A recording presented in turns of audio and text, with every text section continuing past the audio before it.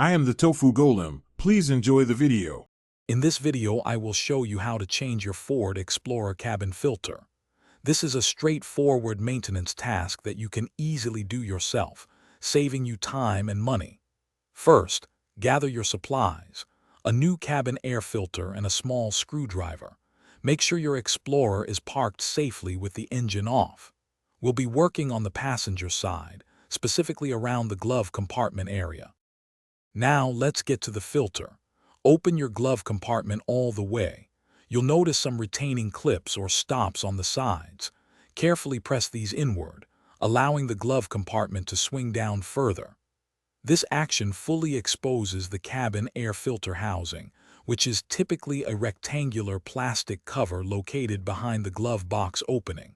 Take your time with this step. With the glove compartment down, you'll see the filter housing cover. It's usually held by 2 or 3 small clips. Unclip these, then gently pull out the old filter. Pay close attention to the airflow arrow on the old filter. The new one needs to go in the same way. Now, slide your brand new filter into the housing, making sure that arrow points correctly, usually downwards or towards the rear of the vehicle. Almost done. Once the new filter is in place, reattach the housing cover, making sure all the clips snap securely. Then, carefully lift the glove compartment back up. You'll need to gently push the sides inward again to re-engage those stops, allowing it to close properly. Finally, close the glove compartment firmly.